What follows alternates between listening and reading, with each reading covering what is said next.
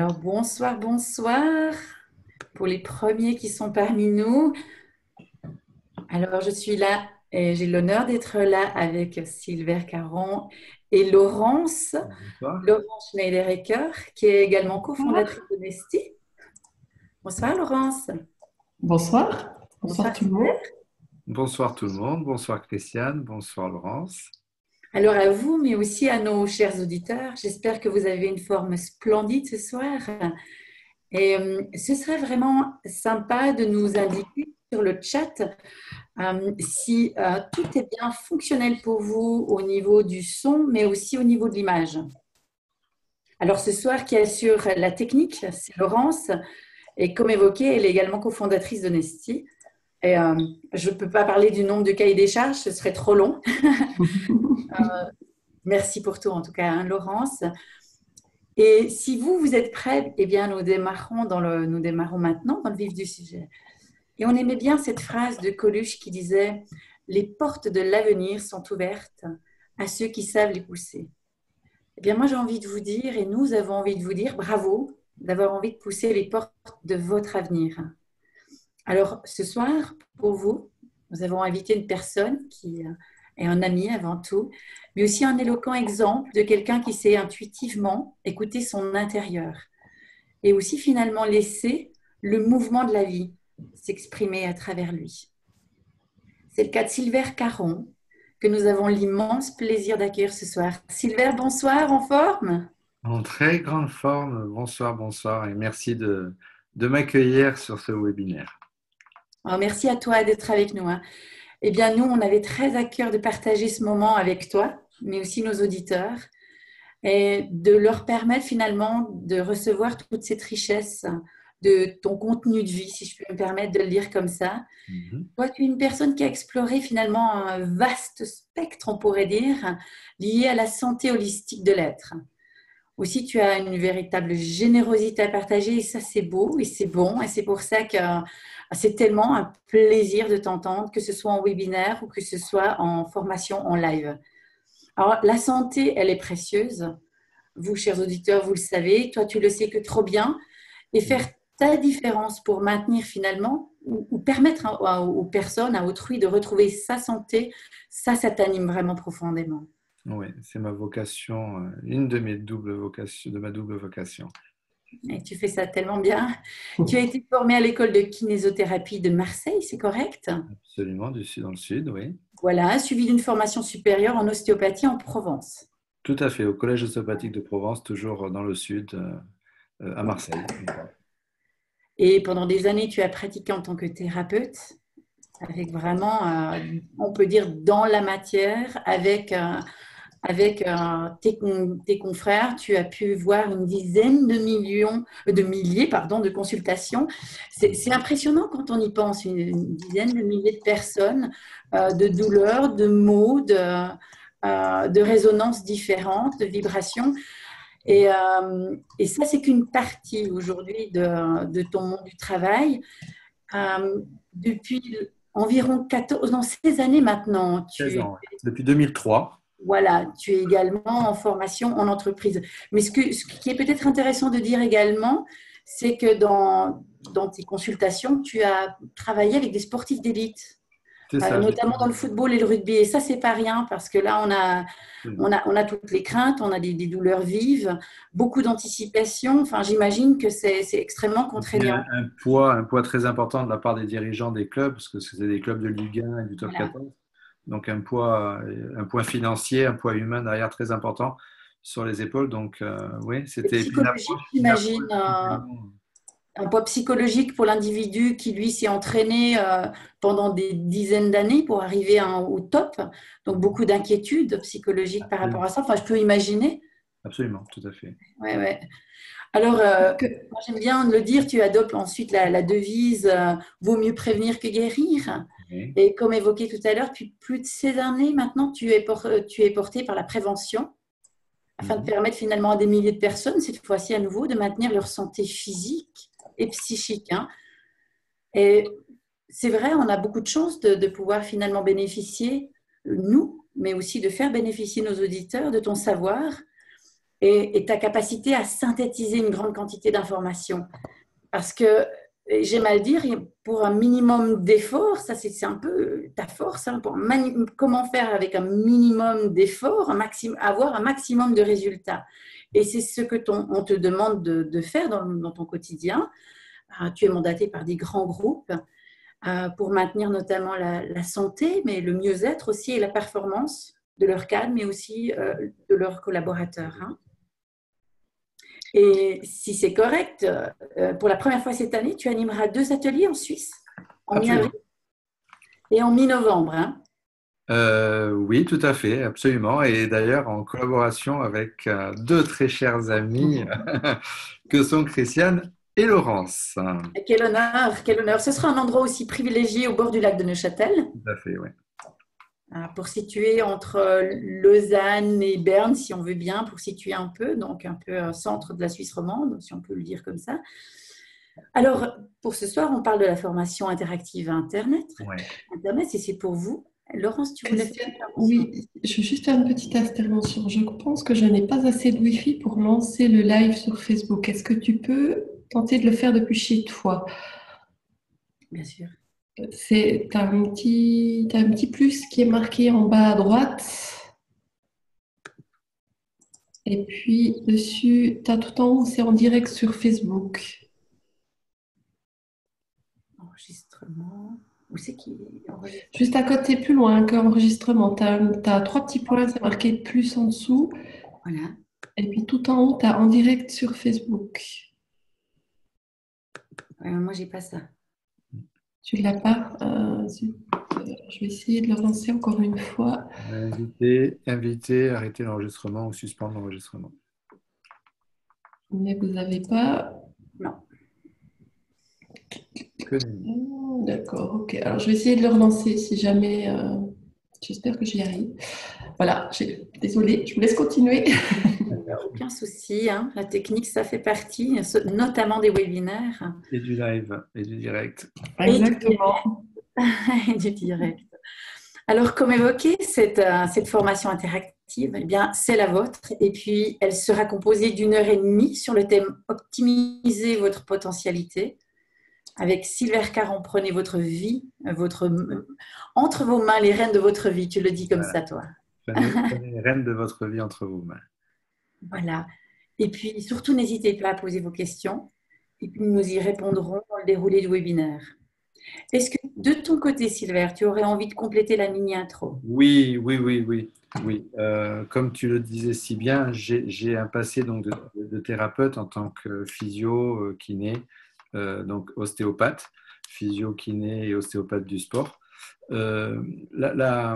L'approche que j'avais au départ dans mon activité de physio-ostéo, notamment quand j'étais dans le milieu professionnel, était une approche qui était comme beaucoup de kiné-ostéo, très, très axée sur le mécanique, le physique, la biomécanique, etc. Ce n'est que plus tard que j'ai pris conscience, c'est que souvent, il faut une grande claque, on va dire une grande claque dans la gueule, un gros choc pour prendre conscience de ce qui est important. Et ce n'est que plus tard que j'ai pris conscience de vraiment comment nous fonctionnions, nous autres les humains, au travers donc, de nos modes de vie et ma vision à ce moment-là du soin a complètement changé. J'étais déjà dans un process de formation et d'enseignement parce que prise de conscience qu'une double vocation, celle de prendre soin du corps des autres, mais aussi de transmettre l'information, d'apprendre, d'où ma vocation de formateur maintenant, que ce soit dans le milieu du monde professionnel, des entreprises, des grands groupes, comme tu le disais, que ce soit en France ou en Suisse, et aussi cette envie de transmettre à monsieur et madame tout le monde, les particuliers, tout public, qui m'anime. Et ma vision à ce moment-là a changé. Et c'est vrai qu'en tant que thérapeute, j'exerce toujours un petit peu ponctuellement. Maintenant, je switch entre mon métier de formateur, consultant et mon métier de physio-kiné, ostéo. Mon métier de formateur, en fait, je vois tellement, dans mon métier de thérapeute, je vois tellement de gens en souffrance. Je vois tellement de gens, parce que bien sûr, les gens, quand ils viennent nous voir, sont toujours dans la souffrance. je vois tellement de personnes souffrir et ne pas avoir conscience qu'elles auraient la potentialité, le potentiel de pouvoir changer les choses. C'est-à-dire qu'en fait, ce dont les gens n'ont pas conscience, c'est que nous autres, les thérapeutes, notamment en ostéopathie, on ne fait rien. On est juste là pour donner un guide, pour apporter une information, mais ce qui fait le plus dans le traitement, ce n'est pas le thérapeute, c'est la personne elle-même. Et au travers de ces process, de ces mécanismes de fonctionnement. Et j'ai vu tellement de personnes rester dans la souffrance, rester dans le mal-être, rester dans un mal-vivre, et ne pas avoir conscience qu'elles avaient les clés, qu'elles avaient le potentiel de pouvoir changer les choses, que ma vision de la formation a complètement changé, complètement évolué, et que j'ai intégré cela dans mes process de formation au niveau des groupes, etc. Et voilà, c'était juste mon parcours personnel qui a évolué. En fait, mon métier a évolué en même temps que mon parcours. Il a fallu que je descende très très bas. Bon, c'est vrai que ce n'est pas nouveau à chaque fois. Quand on parle sur des webinaires, on parle souvent de son vécu personnel. Il a fallu que je tombe très très très très très très très bas pour pouvoir rebondir et repartir et aller dans cette dynamique-là. Et de me dire ce que j'ai vécu, je le souhaite à personne, et il faut que ce soit voilà, que les autres, mon rôle, ma mission sur Terre, c'est de faire en sorte que les autres ne vivent pas ça. Donc de transmettre cette vision et cette potentialité, parce qu'on a un potentiel, et j'ai la grande chance dans ma vie professionnelle d'apprendre énormément, d'apprendre dans tous les domaines, que ce soit en psycho, en nutrition, en posturologie, en coaching, en PNL, enfin bref, dans plein de domaines. Et ma mission, mon rôle, le rôle que je me donne et mon envie profonde, ce qui m'anime, c'est de pouvoir retransmettre aux autres, avec des mots très simples, ces modes de fonctionnement.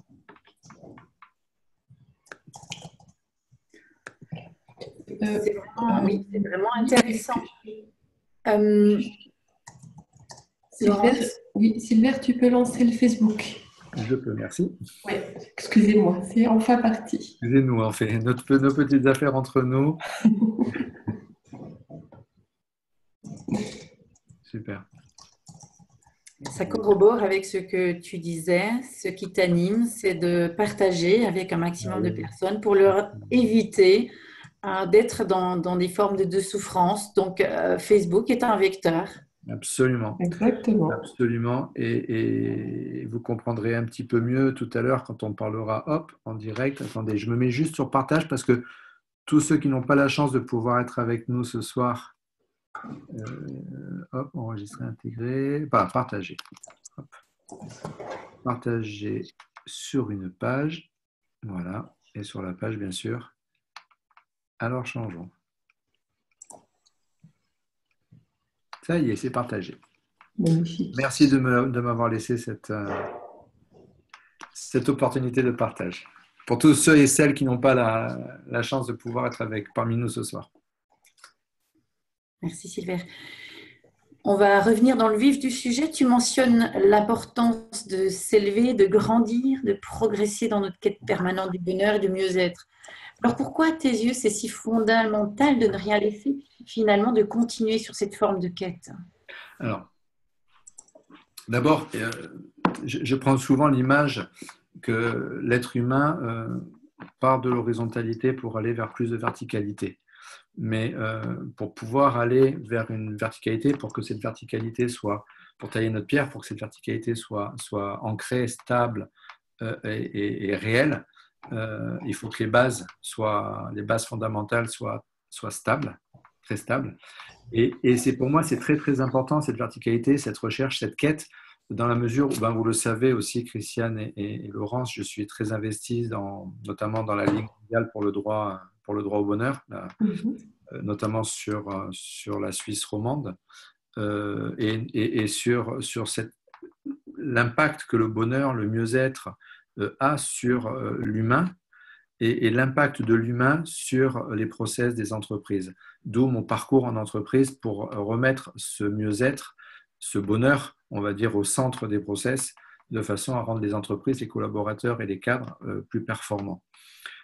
C'est vraiment quelque chose pour moi qui m'anime, et il est fondamental pour moi de remettre l'humain au centre des choses. Or, très souvent, l'humain n'est pas au centre des choses, notamment dans les entreprises. Et j'ai vraiment, moi, ce besoin de faire en sorte que le monde soit meilleur, que la vie soit belle. Comme j'aime bien l'entendre dire et comme je le dis souvent, euh, on n'est pas là sur Terre pour vivre des choses difficiles, pour vivre des choses compliquées. Et j'ai personnellement choisi un métier de thérapeute où je vois les gens vivre des choses compliquées, difficiles, douloureuses, très douloureuses. Et c'est un petit peu, pour moi, c'est un petit peu on va dire, la dualité, parce que je les vois, je le vis au quotidien, et pourtant, que ce soit en patientèle ou que ce soit en stagiaire dans les entreprises qui vivent des choses très, très difficiles pour certains, et pourtant, j'ai cette partie-là qui me dit non, l'être humain n'est pas fait pour vivre ça. L'être humain est fait pour vivre l'abondance, pour vivre le bonheur, pour vivre l'opulence, pour vivre. Et tout mon travail a été de comprendre pourquoi on ne vivait pas ce pourquoi on était fait pour vivre. Et donc, j'essaye maintenant de synthétiser, et tu l'as très bien dit, Christiane, j'ai cette capacité de pouvoir, on va dire, de pouvoir synthétiser assez rapidement et avec des mots simples tout ce que j'ai eu la chance de pouvoir, je dis bien la chance de pouvoir, je sais qu'il n'y a pas de chance, hein, il n'y a pas de hasard, mais tout ce que le hasard a mis sur mon chemin, que j'ai eu la chance de pouvoir apprendre, de façon à pouvoir le retransmettre. Et c'est ce que je vais essayer de faire ce soir avec des mots très simples dans cette conscientisation de notre potentialité, c'est-à-dire la conscientisation de nos modes de fonctionnement. Or, il y a tellement de gens, on l'a dit, et tu avais marqué, j'ai vu sur ton introduction, sur ta présentation de la formation, il y a tellement de gens qui vivent en mode automatique, qui vivent sans être dans la conscience de ce qu'ils font, en n'étant pas connectés, en étant tout le temps soit dans le passé, soit dans le futur, soit tourné vers les autres, mais jamais centré, jamais ancré, jamais dans le moment présent, jamais dans la vie, parce que la vie, elle n'est que ici, maintenant, dans le moment présent, et elle n'est certainement pas dans ce qui n'est plus, elle n'est certainement pas encore dans ce qui n'est que supputation, et elle est encore moins dans les autres. La vie, elle est en soi, elle est en nous.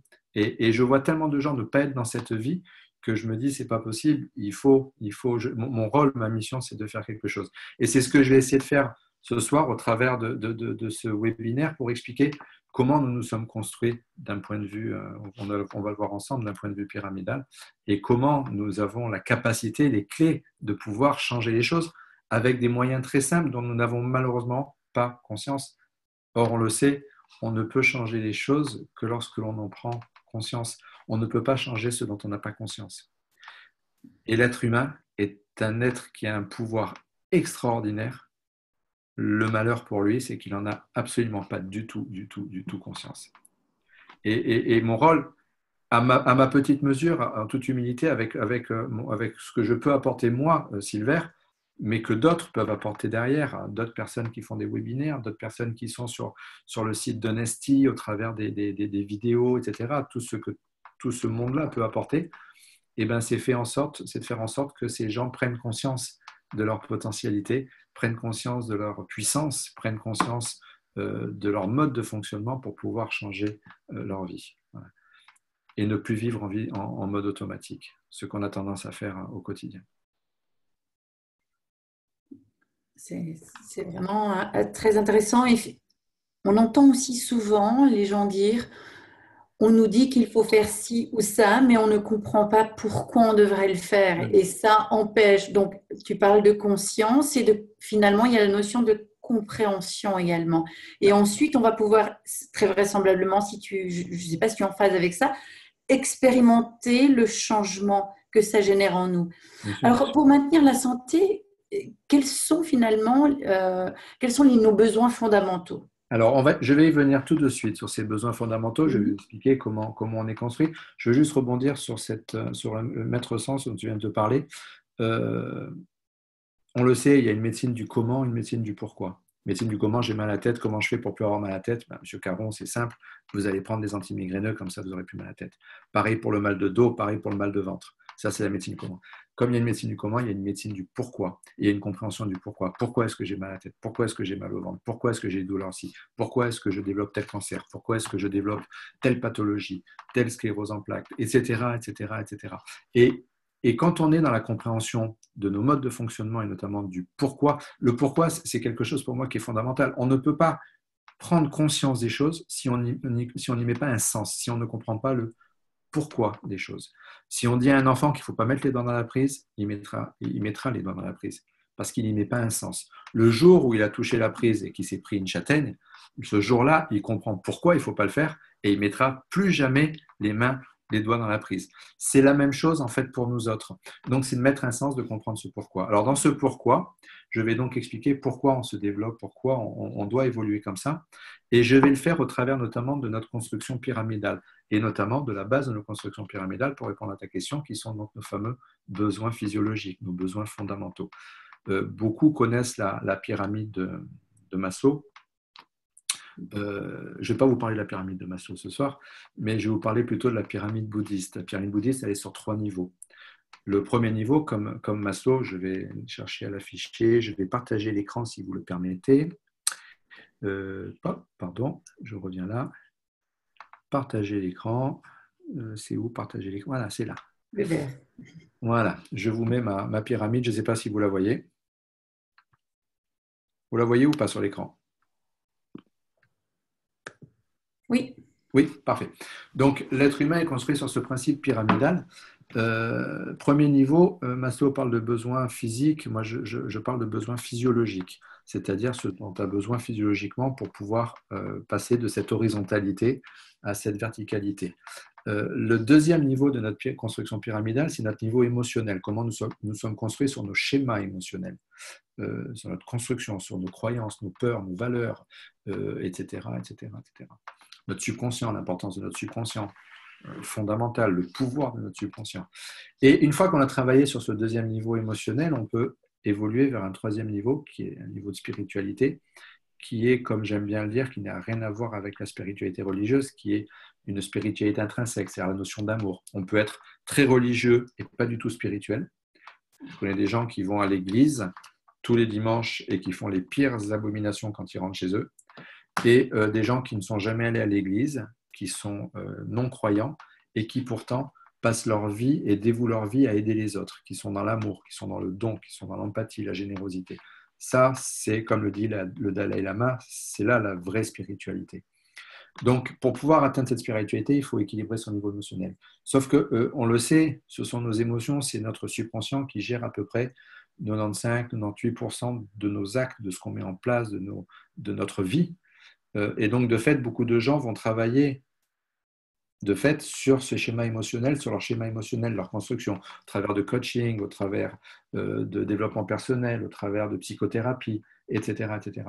Mais le problème, c'est qu'ils en oublient le parent pauvre, ils en oublient leur physiologie. C'est-à-dire que beaucoup de gens vont aller faire des séances de coaching, de thérapie, et en sortant, vont aller manger super steak frites avec une glace au chocolat à la fin, et puis bien arrosé, etc., avec des whisky, avec de l'alcool, etc., etc. Ce qui est bien, hein, c'est sympa, mais maltraitent, en fait, ces gens-là maltraitent sans même en avoir conscience leur propre physiologie. Or, pour pouvoir être dans le spirituel, pour pouvoir être dans l'amour universel, l'amour de tout, l'amour du monde, l'amour de l'univers, l'amour de la nature, l'amour de ce qui est, il faut déjà apprendre à s'aimer soi-même, c'est-à-dire être dans nos schémas émotionnels équilibrés et apprendre à s'aimer.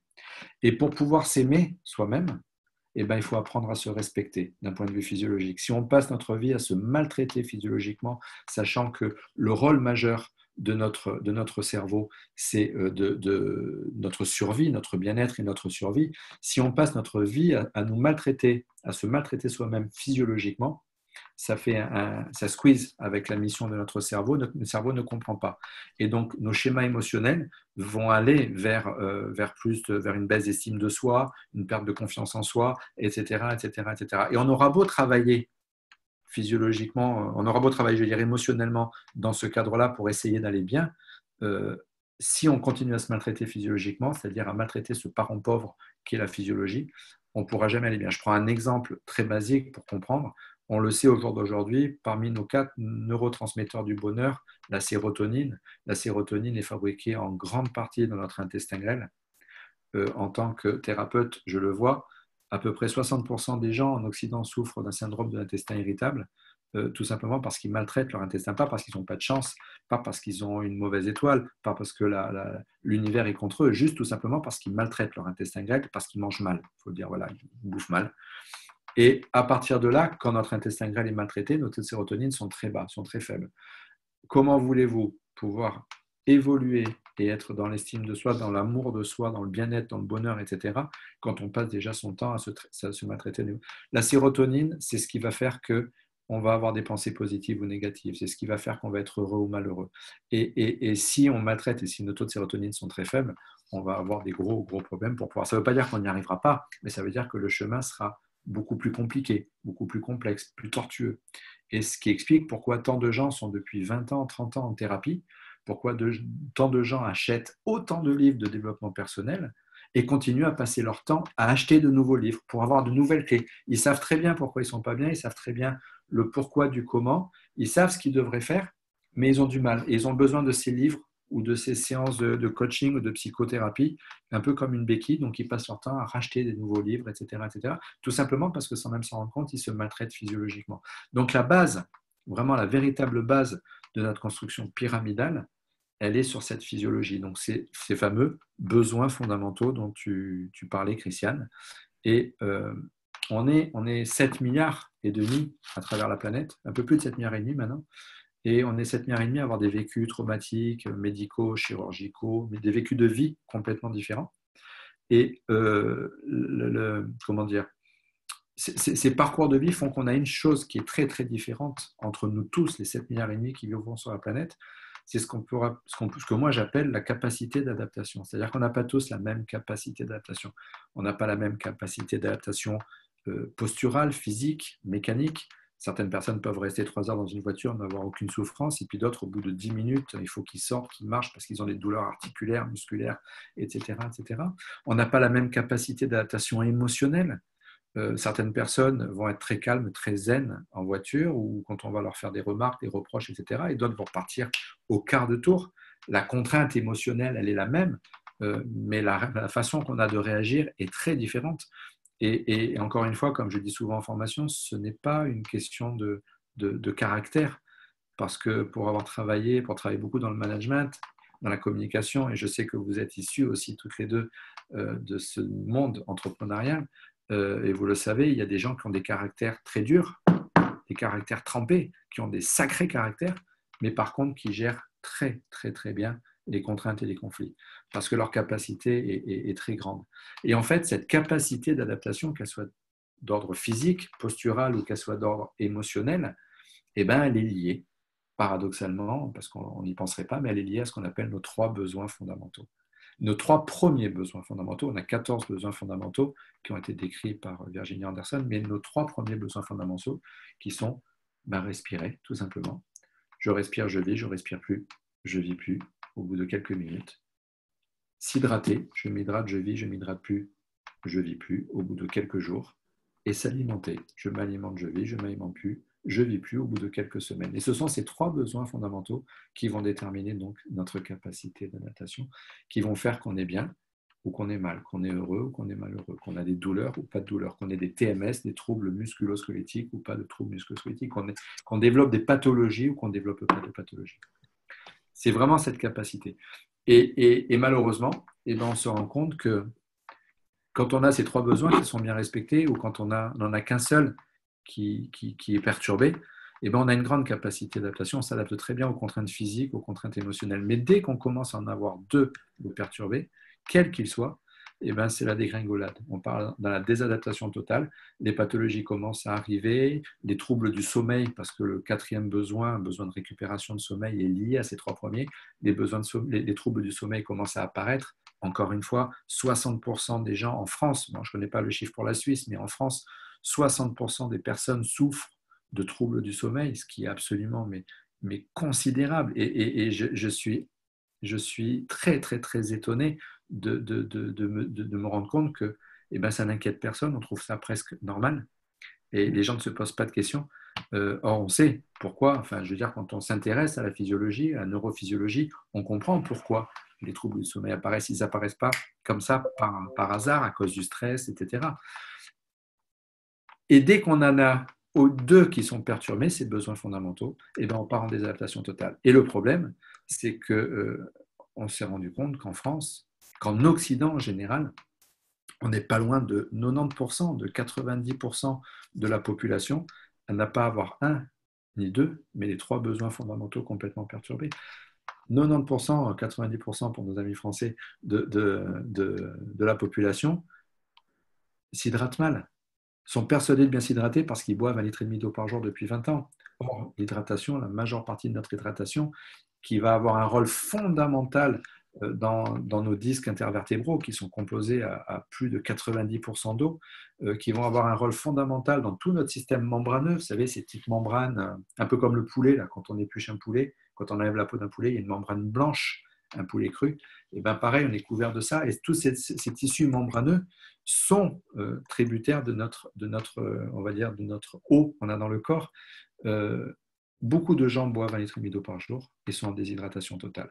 Pourquoi? Parce que à peu près 70 à 80%, 70 à 80% de notre hydratation ne vient pas de l'eau qu'on boit, mais elle vient de l'eau que l'on mange au travers de notre alimentation. Et les gens n'en ont pas conscience. Et quand ils mangent de l'eau en la mangeant mal, c'est-à-dire ils font trop cuire, ils détruisent les fibres, ils pressent, il la passe, j'ai une vidéo qui tourne qui fait un peu polémique, ils passent à l'extracteur de jus pour supprimer bien toutes les fibres, etc., etc. Fibres, encore une fois, dont on a besoin pour notre intestin grêle, tout est lié. Donc notre hydratation, elle vient de là, elle vient de cette alimentation. Après, beaucoup de gens sont persuadés de bien respirer. Pourquoi? Parce que yoga, parce qu'ils font du chant, parce qu'ils font de la méditation, et qu'on leur a appris, ou du sax, ou du théâtre, ou du chant, et qu'on leur a appris à bien respirer avec le ventre. Mais en respirant bien avec son ventre tous les lundis, tous les mercredis, tous les vendredis, de 17h à 18h30, et bien, qu'est-ce qu'ils font? Ils programment leur cerveau pour bien respirer tous les lundis, tous les mercredis, tous les vendredis, de 17h à 18h30, c'est-à-dire dans l'exercice de leur art.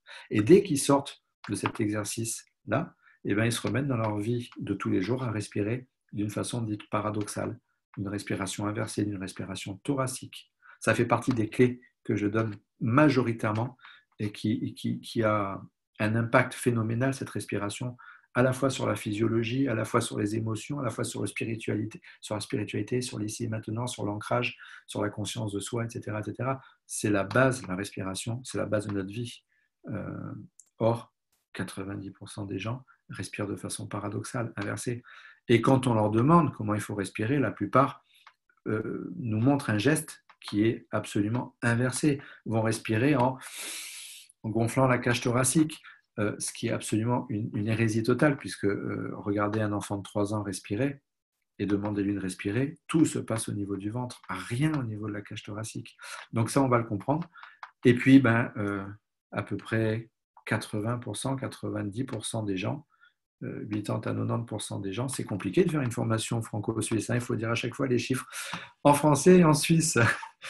Une grande partie de la population mange mal. Et beaucoup de gens me disent, mais moi je suis bio, je suis végétarien, je suis vegan depuis 10 ans, donc j'ai une alimentation très stricte, très rigoureuse, très équilibrée.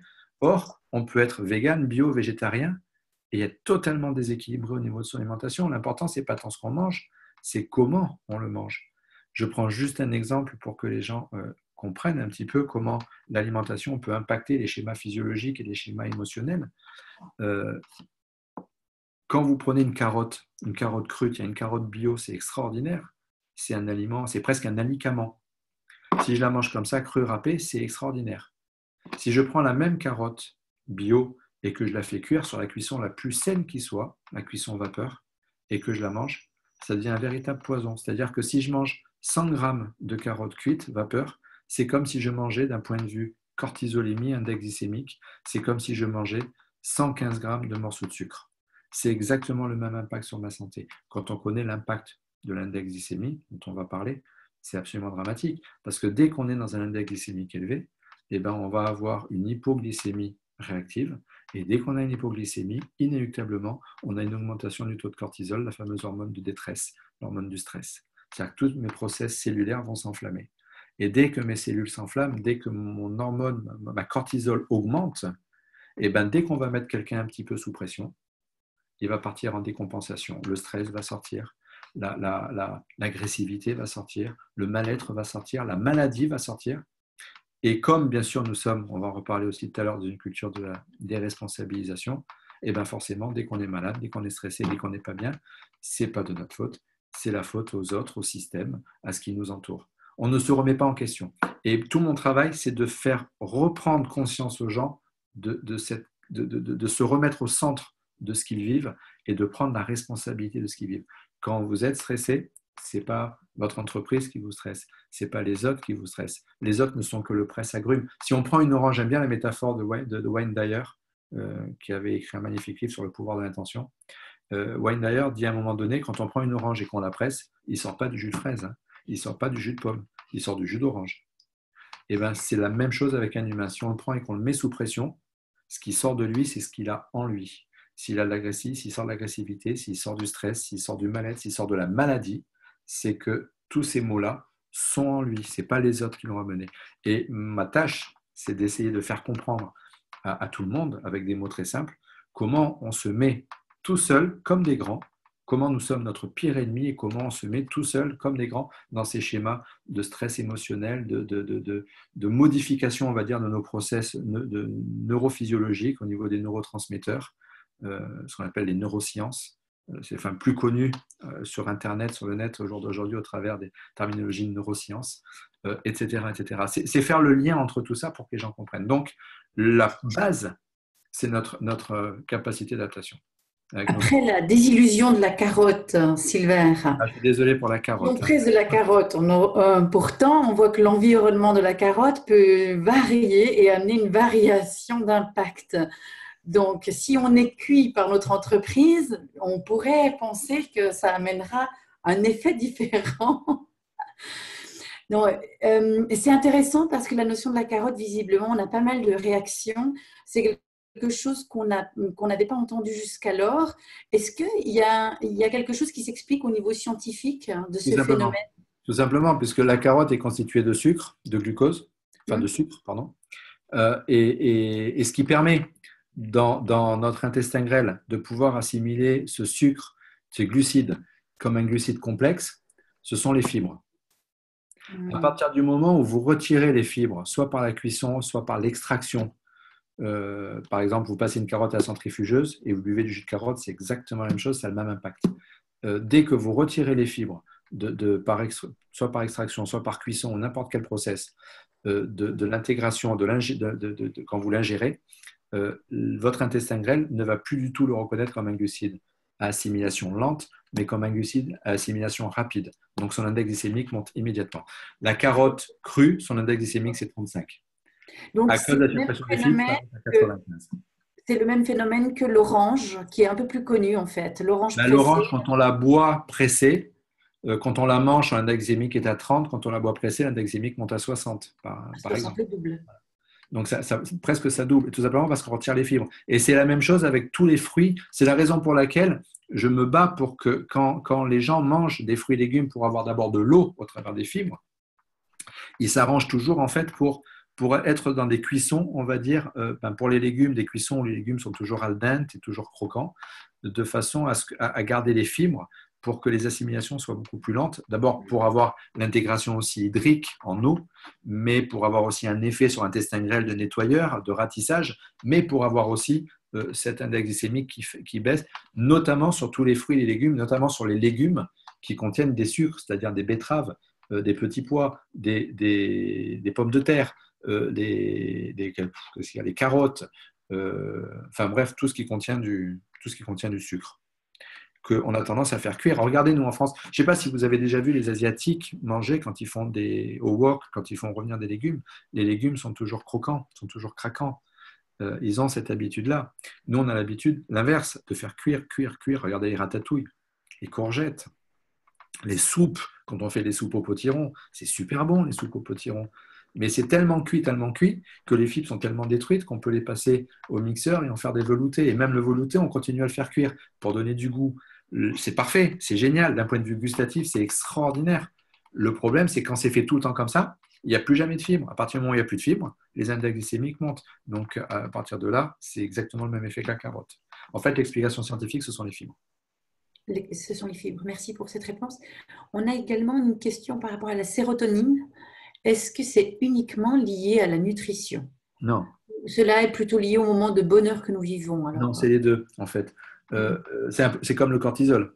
Le cortisol n'est pas lié qu'à l'alimentation.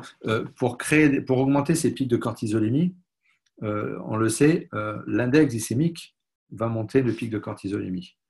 Parce que dès qu'on est dans un index glycémique élevé, on va avoir un pic d'insuline, et le pic d'insuline va générer une hypoglycémie proportionnelle et relative.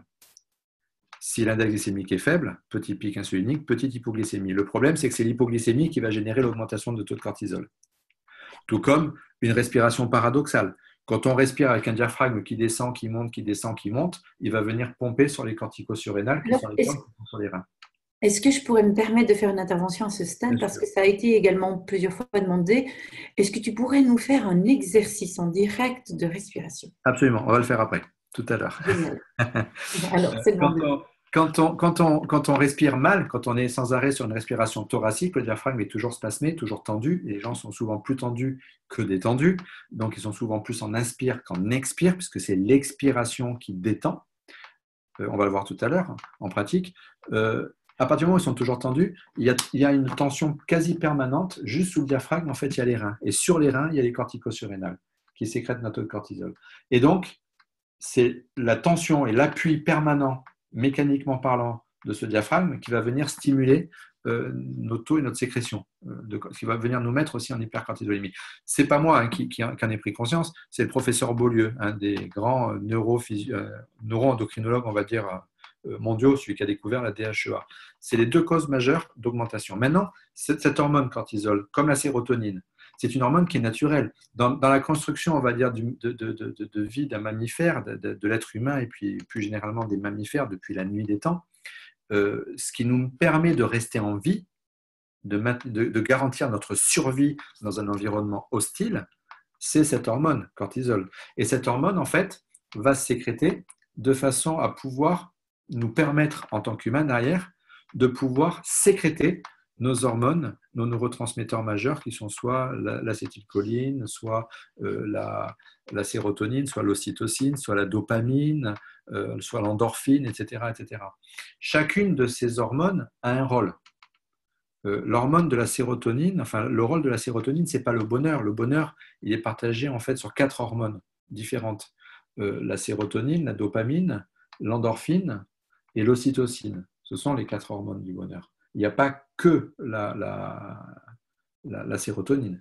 Et en fait, le rôle dans notre cerveau, de notre construction, au niveau de notre système limbique, c'est de faire en sorte de se mettre dans des situations, on va dire, de stress, de sécrétion de cortisol, pour pouvoir ensuite derrière sécréter nos hormones, nos neurotransmetteurs de bonheur, des hormones du bonheur.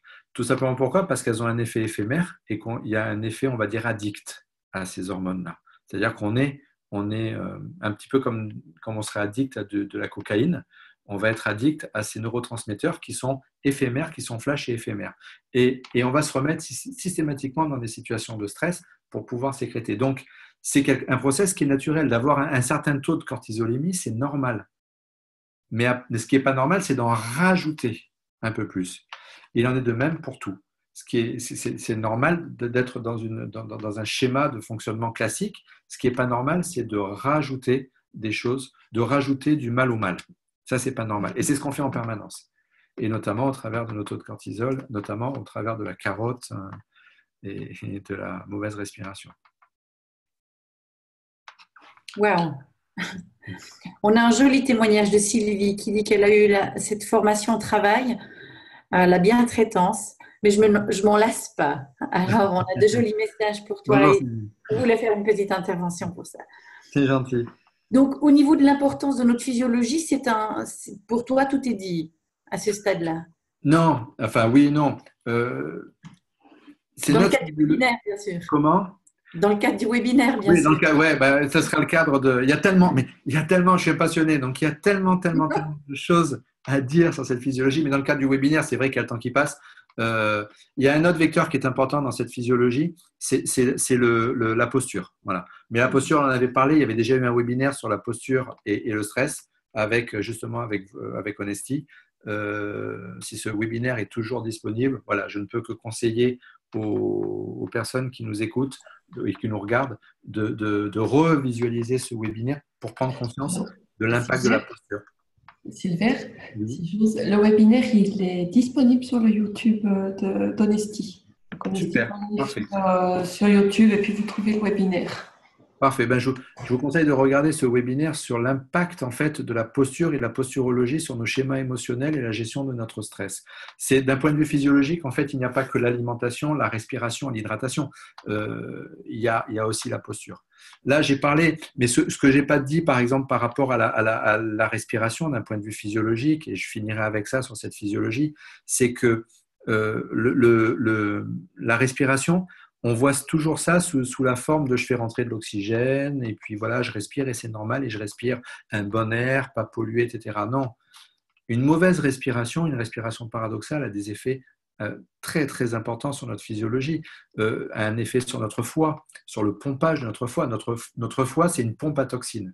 Ça a un rôle métabolique sur l'assimilation des graisses, la fixation du calcium et l'alcalinisation du bol alimentaire, mais ça a aussi un rôle très très important sur la filtration des toxines. On passe notre vie à faire rentrer des toxines dans notre corps, au travers des pesticides, au travers des colorants, des conservateurs, des exhausteurs de goût, enfin bref, tout ce qu'on voit au quotidien. Au travers de la malbouffe. Et on passe notre temps à faire rentrer des toxines. Et ce qui permet à notre corps d'éliminer ces toxines, c'est notre foie. Sauf que notre foie, c'est une éponge. Et une éponge, pour qu'elle fonctionne, il faut la vider et la laisser se regorger de ce qui est en dessous. Je vide et je la regorge. C'est-à-dire je passe mon temps à la compresser, à relâcher. Et ça, c'est le rôle du diaphragme. Notre diaphragme, en descendant, il vient appuyer sur le foie. La pompe hépatique se vide vers le cœur.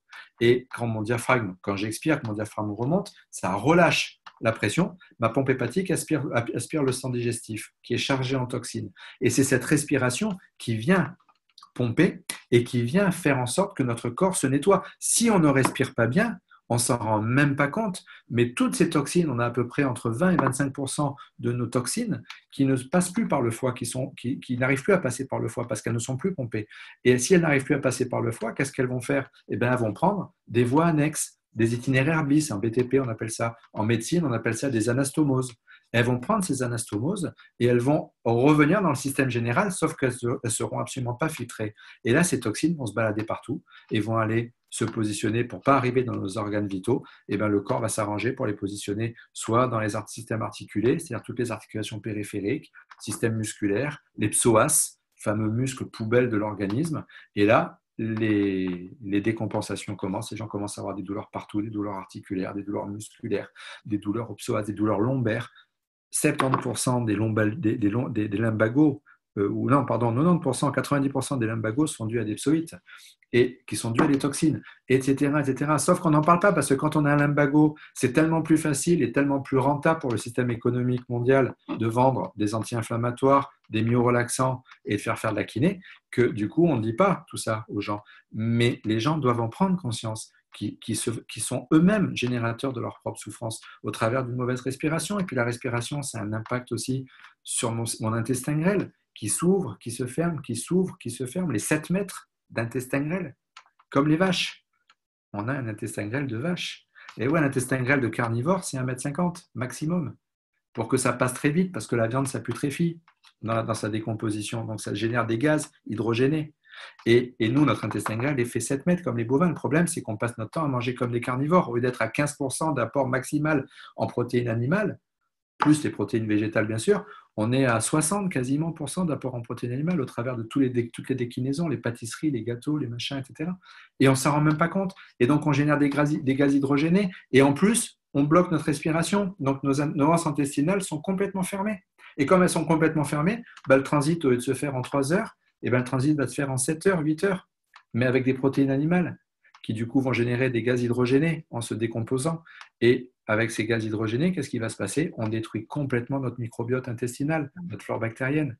Et notre flore bactérienne, notre microbiote, qui est entre autres responsable d'une partie de nos défenses immunitaires et surtout est aussi responsable d'une grande partie de la fabrication de notre sérotonine.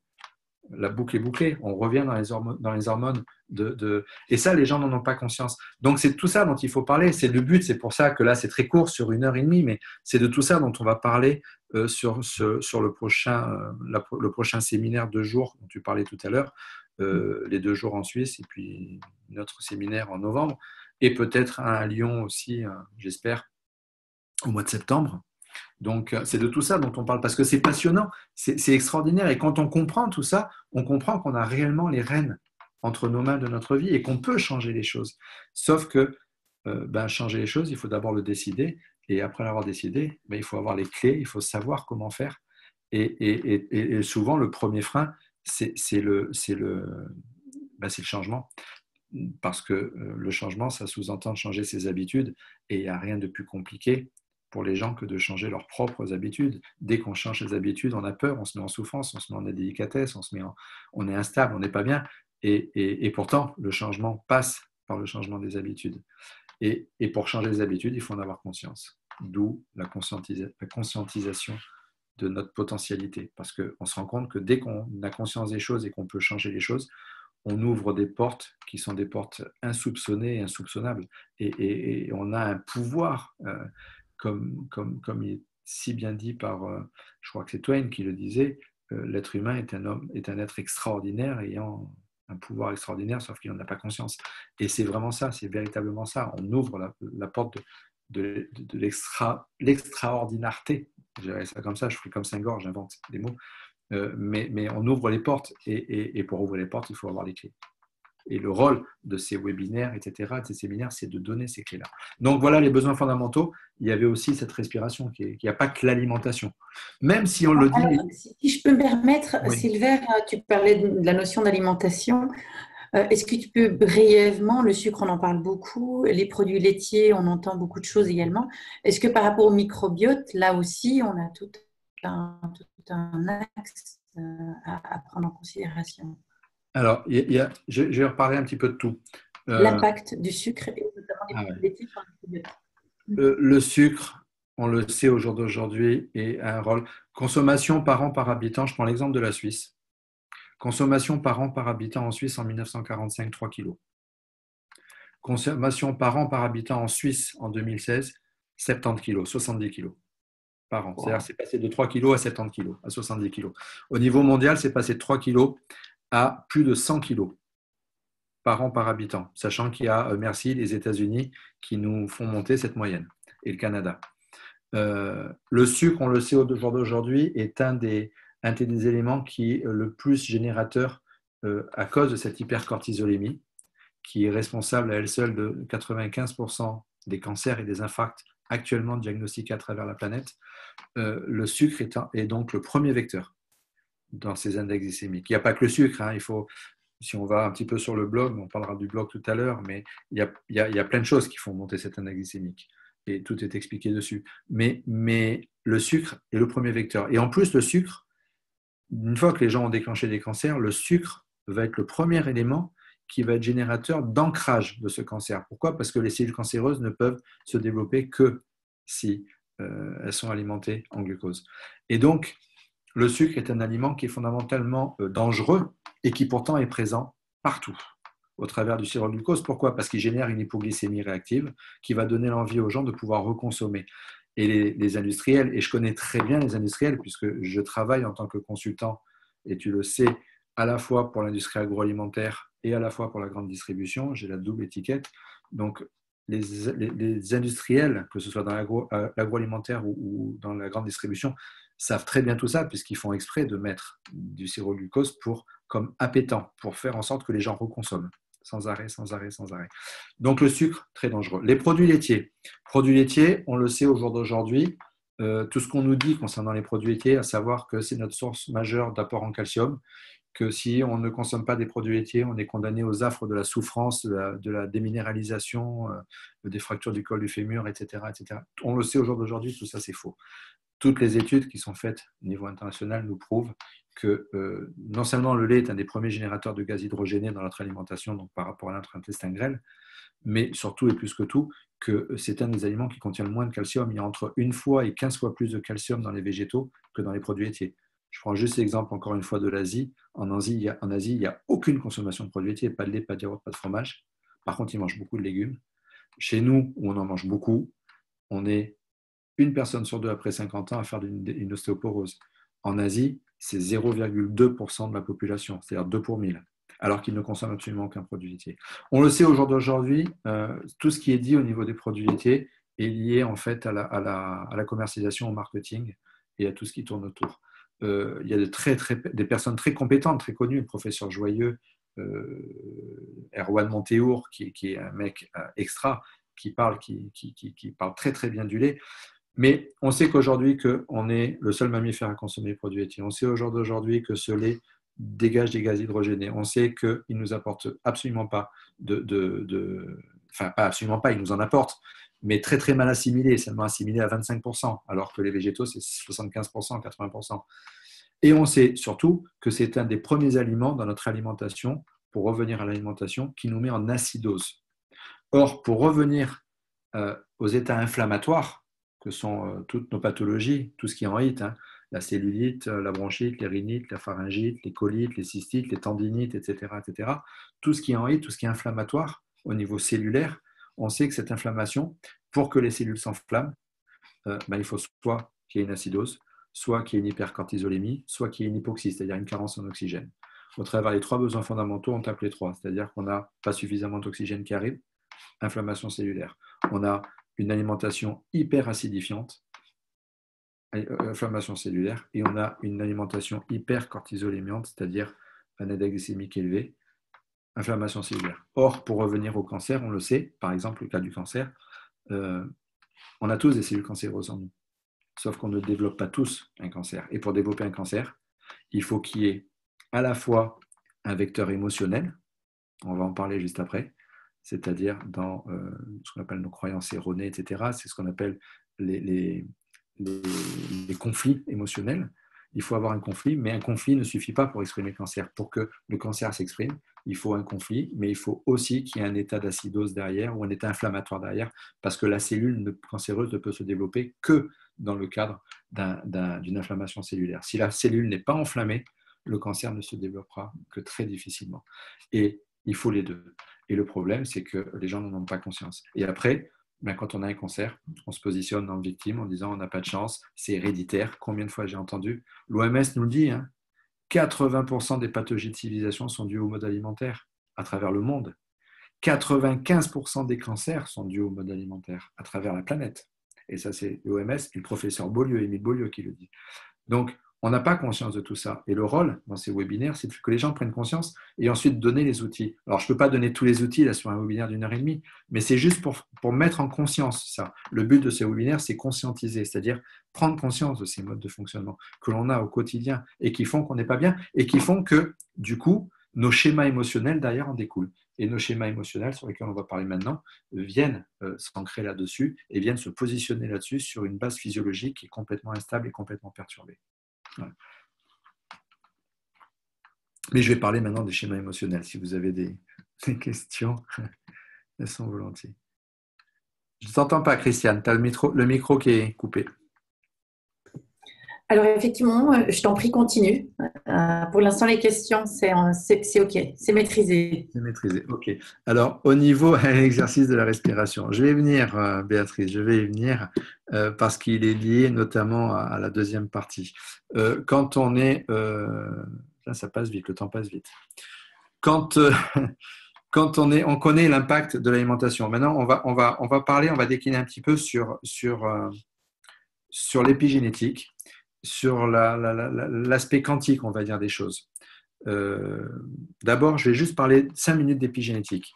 L'épigénétique, je ne sais pas si tout le monde connaît, c'est l'impact de l'environnement, de notre alimentation et surtout et plus que tout, de nos pensées positives ou négatives sur le codage de nos gènes et de notre noyau d'ADN, c'est-à-dire notre chaîne génétique. On sait qu'on a des chaînes, on a un ADN avec une chaîne, avec des dizaines de milliers de gènes dessus, qui sont notre carte d'identité. Ce qu'on ignore pour beaucoup d'entre nous, c'est que 15% seulement de ces gènes sont actifs et 85%, 85% sont inactifs, ce qu'on appelle le junk DNA, l'ADN poubelle.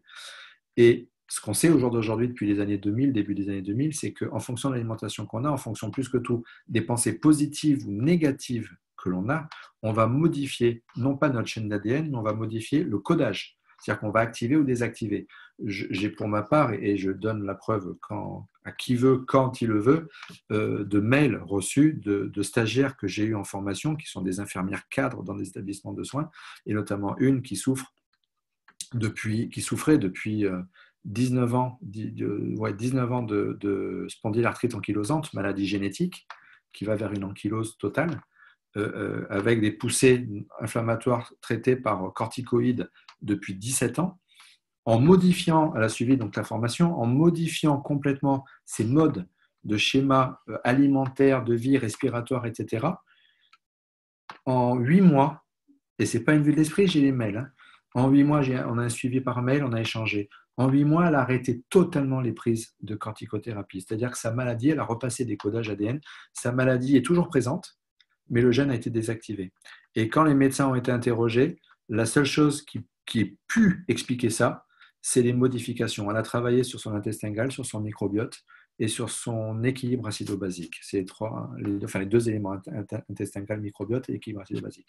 Et c'est ce qui a expliqué. Donc c'est pour vous dire que cette épigénétique, l'alimentation, les besoins fondamentaux vont bien au-delà que de simplement ne pas être bien et accéder vers plus de potentialité. Ça agit au plus profond de notre être au niveau cellulaire.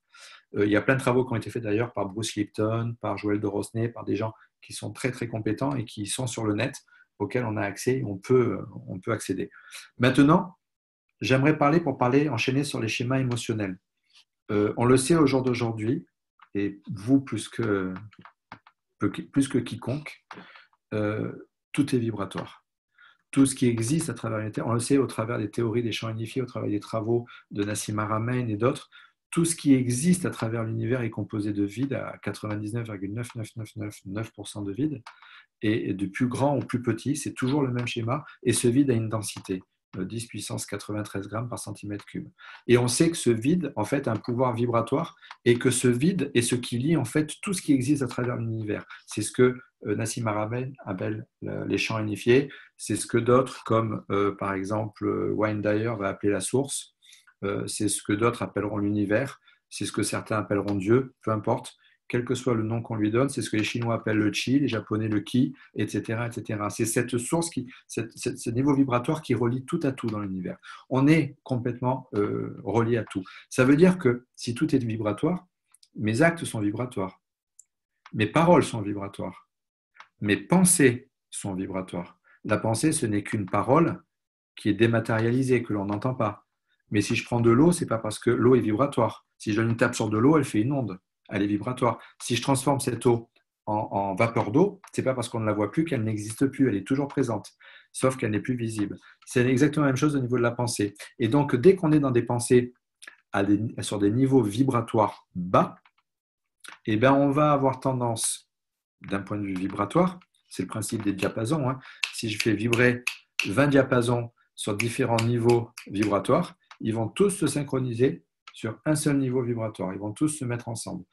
On attire les niveaux vibratoires qui sont sur le même niveau. Quand j'envoie un boomerang en bois, j'envoie le boomerang, il tourne, il ne me reviendra jamais un boomerang en or. Ça sera toujours un boomerang en bois qui me reviendra. C'est exactement la même chose avec les pensées. Si on passe notre temps à être dans des pensées sur certains niveaux vibratoires, on récoltera des niveaux vibratoires qui sont en adéquation avec les pensées qu'on émet, sur le principe du boomerang. Et bien, ça, c'est la base de notre... Je reviens sur un petit schéma que je vais mettre là. Hop, pardon, je me mets sur le partage pour que vous le voyez. C'est partager l'écran, je partage. Voilà. C'est la base de notre vie. C'est-à-dire qu'on a tous un vécu, qui est un vécu physiologique, un vécu d'émotions, de choses qu'on a vécues. Et ce vécu-là va générer des croyances.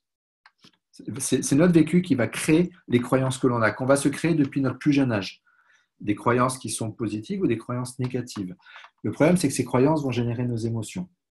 Et toutes nos émotions, qui sont à la base du travail de notre subconscient et qui vont faire que l'on a la vie que l'on a, vont générer nos pensées. Quand on comprend maintenant l'impact de ces pensées au travers de l'épigénétique sur notre physiologie, notre état cellulaire, etc., on comprend mieux qu'on a intérêt à changer quelque chose dans ces modes de fonctionnement. Ces pensées que l'on a au quotidien, et on le sait, 60 000 pensées par jour, 95%, 95% en mode automatique et pas loin de 80% de pensées négatives, et bien ces pensées vont générer nos mots, notre communication, les mots que l'on a avec les autres, les mots ou nos actes, hein, peu importe. Et quand ces pensées sont dans le domaine de l'inconscient, c'est-à-dire qu'on n'en a pas conscience, comme 95% de ces pensées sont inconscientes, et bien notre corps va l'exprimer au travers de ces mots. C'est ce que je disais tout à l'heure, pour développer un cancer, il faut avoir le conflit émotionnel. Je prends un exemple pour qu'on comprenne. Quelqu'un qui est en acidose, donc qui pourra développer un cancer, les pensées, je suis une mauvaise mère. Mais c'est des pensées inconscientes, hein, c'est-à-dire dévalorisation en tant que mère ou dévalorisation en tant que femme. Toutes les personnes qui ont ces pensées, ces dévalorisations en tant que mère ou en tant que femme, ne vont pas faire un cancer du sein.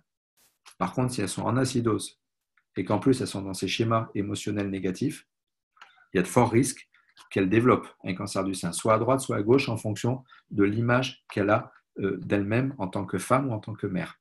C'est ce qu'on appelle la psychobiologie, le décodage biologique.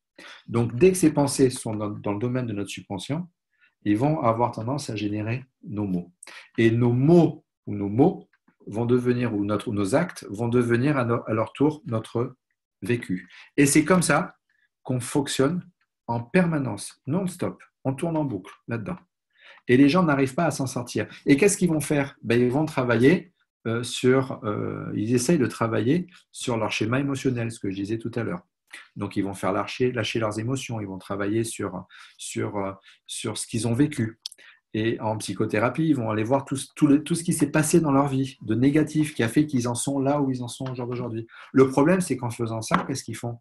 Ils vont focaliser leur attention sur tout ce qui était négatif, donc sur des vibrations, des niveaux vibratoires très bas.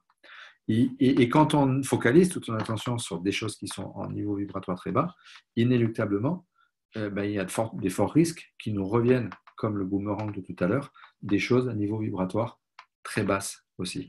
Et donc, les gens tournent là-dedans. C'est pour ça que je passe mon temps à expliquer, excusez-moi, je bouge mon écran, je passe mon temps à expliquer que si on veut travailler sur ces schémas, bien sûr qu'il faut libérer ses émotions, qu'il faut faire un travail de libération des émotions. Bien sûr qu'il y a un gros travail à faire, soit au travers de la libération consciente des émotions, soit au travers de l'hypnose, soit au travers de la PNL, soit au travers de l'EFT, de l'EMDR, le mouvement des yeux, etc., ou l'EFT, l'Emotional Freedom Technique, les techniques de stimuli, on va dire, sur les chaînes énergétiques.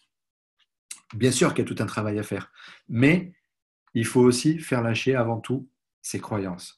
Et les croyances, et là, c'est là où vous faites un travail extraordinaire, Laurence et Christiane, c'est qu'au travers d'Honesty, vous avez ces approches qui sont pluridisciplinaires de personnes qui travaillent à la fois sur les croyances, qui font travailler sur les émotions, qui font travailler sur les pensées, etc., sur la communication, avec notamment Paul, qui travaille beaucoup là-dedans. Donc, il y a des tas de choses qui sont faites, mais les gens doivent comprendre qu'ils doivent travailler là-dedans et qu'ils doivent faire lâcher. Et s'ils doivent faire lâcher quelque chose en priorité, ce sont d'abord les croyances et ensuite les émotions. Le problème, c'est que beaucoup vont travailler sur leur pensée. La pensée positive, je vais bien, tout va bien. Sauf qu'en étant dans la pensée positive, ils peuvent se persuader que tout va bien, mais ne absolument pas avoir aucun impact sur leurs émotions profondes, sur leurs ressentis, sur leur subconscient. Et il faut travailler sur ces schémas émotionnels, comme il faut après travailler sur ses pensées, comme il faut après travailler sur la communication. C'est un schéma qu'il faut suivre, mais il ne faut pas le faire dans le mauvais sens, il ne faut pas le faire dans l'autre sens. Commencer à travailler les gens vont s'intéresser à ce qui est plus facile à faire. Le plus facile à faire, c'est de faire attention à son langage. Donc, je vais faire attention aux mots que j'emploie, de ne pas utiliser de mots petits, de ne pas utiliser de mots négatifs, d'avoir toujours un langage positif, etc., etc. mais ça doit jamais être, c'est pas ça qui doit se faire en premier. Ce qui doit se faire en premier, c'est d'abord faire lâcher les croyances. Parce que je peux travailler tant que je veux sur mes mots. Si mes pensées, mes émotions et mes croyances derrière sont négatives et erronées, je vais avoir beaucoup de mal. Donc, le but de ce webinaire, c'est de faire prendre conscience qu'en fait, se conscientiser le fait qu'il faut travailler dans ce sens-là. On ne peut pas changer son vécu. Il est vécu, il est passé. Par contre, on peut changer ses croyances. Et en changeant ses croyances, on va changer nos modes émotionnels. Parce que ce sont les croyances qui génèrent les émotions que l'on a. Et la croyance que je ne pourrai jamais prendre la parole en public et que la foule, c'est dangereuse. Dès que je vais être dans une foule, ça va générer une émotion de peur, de baisse d'estime de soi, etc., etc. Mais l'émotion est liée à ma croyance et non pas l'inverse. Et comme je vais être dans ces schémas émotionnels-là, du coup, je vais avoir des pensées négatives vis-à-vis de moi-même, vis-à-vis de ma peur, vis-à-vis. Et comme je vais avoir des pensées négatives, soit je vais l'exprimer, soit je vais mettre en place des actes, c'est-à-dire je ne vais pas aller dans la foule, soit je vais me déclencher des pathologies pour justifier cette croyance-là, pour que mon corps puisse me dire tiens, tu as bien raison de croire ça, tu vois, regarde, la preuve en est, ça t'atteint même au niveau physiologique. Et on passe notre vie à faire ça. C'est pour ça que la priorité, c'est de travailler dans cette conscientisation-là, c'est de travailler sur les croyances avant de travailler sur les émotions. Mais pour comprendre ça, il faut comprendre que tout est vibratoire. Il faut comprendre que tout ce qui existe dans l'univers est relié par ces champs unifiés, relié par ce chi, ce qui, on l'appelle comme on veut, et que tout ce que l'on va croire, tout ce que l'on va avoir comme émotion, tout ce qu'on va avoir comme pensée, tout ce qu'on va avoir comme mot, va avoir un impact sur tout ce qui est autour de nous et va nous revenir de toute manière systématiquement. Et nous devons en prendre la responsabilité. On parlait tout à l'heure de déresponsabilisation pendant qu'on préparait le webinaire. C'est quelque chose qui est absolument extraordinaire dans notre monde actuel. C'est cette culture de la déresponsabilisation. Les gens ne sont pas bien, les gens sont mal, mais vont toujours rejeter, et vous le savez, on le sait tous, on va avoir tendance à rejeter la faute sur tout ce qui est autour de nous. J'aime bien prendre l'exemple, ça fait 7 ans que j'ai pas eu d'accident de voiture, c'est parce que je suis un super conducteur. Par contre, hier, je suis rentré dans le cul de la voiture devant moi, c'est parce que l'autre abruti devant moi, il a freiné. C'est pas ma faute, c'est lui qui a freiné. Si je me suis vautré avec ma voiture dans un virage, c'est parce que la route était mouillée ou parce qu'il y avait des gravillons. C'est pas parce que j'allais trop vite, c'est parce qu'il y avait des gravillons que la route était mouillée. Quand j'arrive chez mon ostéopathe avec un mal au dos, c'est pas ma faute. Non, c'est parce que mon lit était trop mou, ou parce que mon lit était trop dur, ou mon oreiller trop ci, ou mon matelas trop ça, etc., etc., etc. Parce que j'avais même la climatisation, le ventilateur qui me tapait sur les reins. Donc du coup, j'ai fait un lumbago. C'est-à-dire qu'on va toujours chercher une raison, un prétexte. Et c'en est exactement la même chose. C'est exactement la même chose là. C'est-à-dire qu'on est dans des process de vécu. Et dès qu'on est dans un mal-être, plutôt que de remettre ce process-là en conscience, on va chercher la responsabilité ailleurs. C'est-à-dire qu'on va se déresponsabiliser, on va dire c'est la faute à mon entreprise, c'est la faute à un tel si je suis stressé. Moi, je ne suis pas stressé dans ma vie de tous les jours. C'est l'autre abruti là-bas au travail qui me met la pression et qui me stresse. Et on passe sa vie à faire ça, sans arrêt, sans arrêt, sans arrêt, sans arrêt. Et je veux tellement que, en tant que thérapeute et en tant que formateur, que les gens prennent conscience, soit dans cette conscientisation-là, que c'est leur mode de fonctionnement qui vient générer tous ces process-là. Et pour pouvoir travailler là-dedans, la base, ça reste la respiration. Cette fameuse respiration, qui a un impact physiologique. En fait, la respiration, c'est vous savez, Jamel Debbouze et Gad Elmaleh, ils ont la barre de faire du sport. La barre magique de faire du sport, la barre qui sert à tout faire. Nous, on a un outil dans le développement personnel, dans la conscientisation personnelle. On a un outil extraordinaire, mais qui est très peu utilisé, c'est la respiration. Ou du moins, qui est, même s'il est beaucoup utilisé, qui est parfois mal utilisé. C'est cette respiration abdominale. On est ancré dans des méthodes de respiration qui sont dites paradoxales. Et même si on a appris à respirer avec le ventre, on n'en a pas conscience. C'est-à-dire que je dis toujours aux gens, quand vous voulez apprendre un geste, quand vous apprenez à jouer au tennis, vous n'apprenez pas à jouer au tennis en regardant les avions passer, en focalisant votre attention sur autre chose. Notre cerveau, malheureusement, et là j'ai une très mauvaise nouvelle pour vous toutes, mesdames, qui nous regardez ce soir, et vraiment je suis désolé de vous l'apprendre, c'est que même vous, mesdames, vous n'êtes pas capable de focaliser votre attention sur 2 choses en même temps. Vous savez faire plein de choses en même temps, regarder la télé, téléphoner à votre copine et repasser en même temps. Mais dès qu'il se passe un truc important, le cerveau, il va focaliser. C'est-à-dire que dès que vous perdez le fil de la télé, vous demandez à votre mari ce qui s'est passé à la télé, votre copine au téléphone, elle vous dit « Oh, tu ne m'écoutes plus, là, je suis en train de te parler ». C'est-à-dire qu'on ne sait pas focaliser l'attention sur 2 choses en même temps. C'est pour ça qu'il ne faut pas téléphoner et textoter en même temps. parce qu'on n'arrive pas à faire les deux choses en même temps. C'est exactement la même chose pour l'apprentissage d'un geste. C'est-à-dire que quand on apprend à jouer au tennis, on est centré sur la balle, sur ce qu'on fait. Quand on apprend à respirer, on doit être centré sur la respiration. Le problème, c'est que la plupart des gens qui réapprennent à respirer le font avec des professeurs. Donc écoute une bande qui passe, on leur dit ce qu'il faut faire, on leur attention qui est focalisée sur autre chose que sur ce qu'ils font. Or, le cerveau, pour intégrer un geste, ne peut le faire qu'en conscience de ce geste-là, en se mettant dans le moment présent. Et on n'apprend pas à respirer comme ça. On apprend toujours à respirer au travers de protocoles qu'on essaye de nous apprendre, de nous expliquer, de nous faire répéter, répéter, répéter jusqu'à ce que ça rentre. Mais ça ne rentrera jamais. Donc après, consciemment, on sait comment il faut respirer, mais inconsciemment, dans notre vie de tous les jours, on respire toujours de façon paradoxale. Donc le protocole, c'est de réapprendre à respirer. Et pour apprendre à respirer, on le sait, déjà, il faut visualiser que son ventre, c'est un ballon.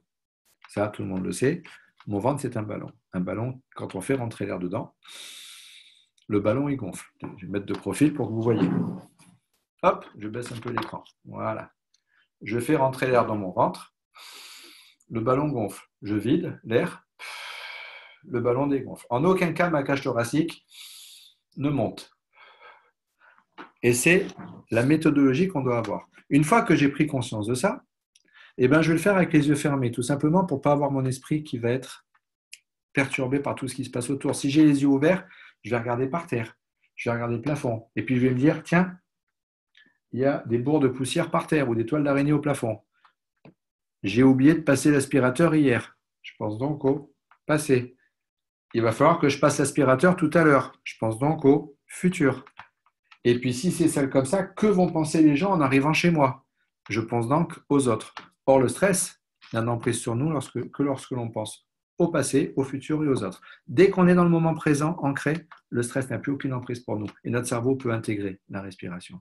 Donc, pour se couper de ça, il faut avoir les yeux fermés. Troisième chose, la plupart des gens apprennent à respirer les yeux fermés avec les mains sur le ventre le soir avant d'aller se coucher, tout le temps au même moment, quand ils rentrent du travail par exemple. C'est le moment qu'ils ont de libre, entre 20h30 et 21h30, quand les enfants sont couchés, avant d'aller regarder le film, etc., etc. Le problème, c'est que quand on respire tout le temps au même moment, on programme son cerveau pour bien respirer tout le temps au même moment. Le cerveau, il fait exactement, le cerveau, c'est un disque dur, c'est un ordinateur. Il ne fait que ce pourquoi il est programmé. Et si on le programme pour faire tout le temps à 20h, il respirera bien à 20h. Mais en dehors, il respirera mal. Donc, troisième règle, il faut toujours respirer à des moments différents de la journée, jamais au même moment, pour ne pas habituer, accoutumer le cerveau.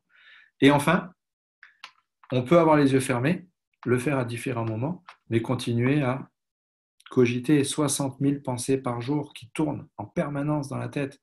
Donc, pour pouvoir ancrer sa respiration de façon définitive, faire son pompage hépatique, ouvrir, fermer les anses intestinales, pomper mes corticosurrénales pour réguler mes taux de cortisol, etc., etc., etc., il faut, pour être dans le moment présent et pour se reprogrammer, il faut se mettre dans le moment présent. Et pour être dans le moment présent, la base la plus efficace, c'est de se mettre dans la tête le chrono, c'est-à-dire respirer sur des rythmes de 10 secondes. 5 secondes, 4, 5 secondes inspire, 4, 5, 6 secondes d'expire. Moi, j'aime bien le faire sur 4 inspire, 6 expire, parce que c'est l'expire qui détend le plus. Se mettre en ce qu'on appelle en cohérence cardiaque. Et dès qu'on travaille sur des process de cohérence cardiaque, sur des rythmes de 10 secondes pendant minimum, on va dire, 3-4 minutes, plusieurs fois par jour, c'est encore mieux, mais au moins une fois déjà, c'est bien. Dès qu'on se met sur ce travail-là, on est immédiatement dans le moment présent. Toute notre pensée, notre attention est focalisée sur une seule chose, pas sur ce que je dois faire, pas sur ce que j'ai fait ou pas fait. Toute mon attention est focalisée sur les secondes qui passent, sur le temps présent. Et on se remet immédiatement dans le temps présent. Et dès qu'on est dans le moment présent, ça a un double avantage, c'est que d'abord, notre taux de stress, il s'écroule complètement. Tout notre système neurovégétatif, c'est-à-dire le système nerveux indépendant de notre volonté, parasympathique, orthosympathique, c'est l'accélérateur et le frein de notre organisme, tout ce système-là se régule, alors que à 90% des gens en Occident sont en dystonie neurovégétative, c'est-à-dire ne sont pas équilibrés sur ce système. Dès qu'on respire comme ça, notre système neurovégétatif se régule. Et donc, en plus, super bénéfique, c'est que les zones de notre cerveau qui régulent nos pensées électroencéphalogramme à l'appui, hein, qui régissent nos pensées négatives sont complètement annihilés. Et donc, il y a un effet de détente, de bien-être qui est quasi immédiat. C'est le plus beau cadeau que l'on puisse faire à notre corps. Réapprendre à respirer. Et le faire en conscience, c'est-à-dire en étant dans le moment présent et en ayant conscience de l'impact, de tous les impacts que cela fait à son corps. Pas respirer pour méditer, pas respirer pour ci, pas respirer pour ça, juste respirer en conscience. Je respire, je sais que je respire et je sais l'impact que ça a. Je ne pense pas à l'impact que ça a parce que je ne suis plus dans le moment présent. Je sais l'impact que ça a et je sais pourquoi je le fais. Et je le fais. Je respire les yeux fermés, je me mets dans le moment présent, mon ballon qui gonfle, qui dégonfle, et dans ma tête, je compte. Je me mets en cohérence cardiaque. Et dès que vous êtes dans ces schémas d'apprentissage de pensée, immédiatement, taux de stress baisse, bien sûr. Donc, tous les process inflammatoires ont tendance à diminuer. Un effet physiologique sur la physiologie qui est considérable. Mais surtout, et plus que tout, je me reprogramme pour respirer comme ça tout le temps. Parce que mon cerveau, en fait, je dis toujours aux gens, c'est comme si vous achetiez un Mac et qu'avec votre Mac, vous vouliez, par exemple, ouvrir un fichier Word. Mais votre Mac, il n'a pas Word. Et il n'ouvrira jamais un fichier. Pour pouvoir ouvrir le fichier Word, il faut installer le fichier Word. C'est la même chose avec notre cerveau. Il est programmé pour respirer d'une certaine façon. On sait qu'il faut respirer avec le ventre, mais il est programmé pour respirer comme ça. Si j'essaye de respirer avec mon ventre de façon classique, habituelle, quotidienne, à chaque instant de ma vie, à chaque seconde de ma vie, à chaque nanoseconde de ma vie, mais que mon cerveau il est programmé pour respirer différemment, il ne respirera jamais comme ça. Le seul moyen pour qu'il respire comme ça, c'est de le reprogrammer pour qu'il respire comme ça. Et le seul moyen de le reprogrammer, c'est de faire ces exercices à différents moments en étant dans le moment présent, sans penser à autre chose, sans écouter de bande. Je vois trop d'exercices de cohérence cardiaque, vous connaissez la cohérence cardiaque, je vois trop d'exercices de cohérence cardiaque sur le net qui circulent avec des bandes audio qu'on doit écouter pour se mettre, écouter sa bande, pour suivre en fait les rythmes de vagues, les rythmes de sons, les rythmes des voix des gens qui vous coachent, etc. etc. Pour moi, on va dire, sans mettre aucun jugement, mais pour moi, c'est un non-sens. Parce que pour pouvoir reprogrammer, il faut qu'on soit dans le moment présent. Pour être dans le moment présent, il ne faut pas qu'il y ait une interférence extérieure. Il faut être centré. Il faut être dedans, il faut être dans la respiration et le faire en conscience. Et dès qu'on le fait comme ça, notre vie, elle change, mais radicalement. Nos émotions changent, notre physiologie change. Si notre physiologie change, notre intestin change. Si notre intestin change, nos sérotonines, notre taux de sérotonine change. Nos neurotransmetteurs changent, nos taux de cortisol descendent, baissent, etc. etc. Je veux dire, c'est un impact considérable surtout. C'est pour ça que je dis que c'est la base de tout le développement personnel, qu'on soit dans la physiologie ou qu'on soit dans le travail émotionnel. C'est la base de tout. C'est le ciment, on va dire, la respiration. La physiologie et notre émotionnel et tout le reste, nos mots, nos pensées, nos actes, nos émotions, tout ça, ce sont des briques qui nous construisent et qui font l'être que l'on est, ce qui fait le ciment de tout ça et qui va consolider tout ça, qui va faire qu'on va être une construction, un édifice en pleine forme, solide, en bonne santé, c'est notre respiration. Si on ne passe pas au travers de notre respiration, on aura beau faire ce qu'on veut, on le fera toujours, ça sera toujours... Pour moi, il y aura un élément manquant, un chaînon manquant. Le chaînon manquant, c'est la respiration qui est la base de tout. Voilà. Infiniment passionnant. Je rebondis sur une question. Les croyances ou les peurs ne découlent pas également de l'ego.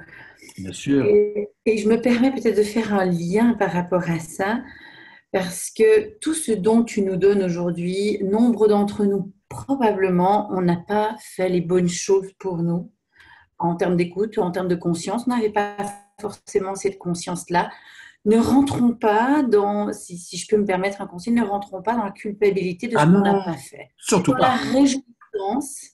Dans la réjouissance, et c'est ce que tu sais tellement bien faire, dans la réjouissance de ce que ça amène, de ce que ça apporte.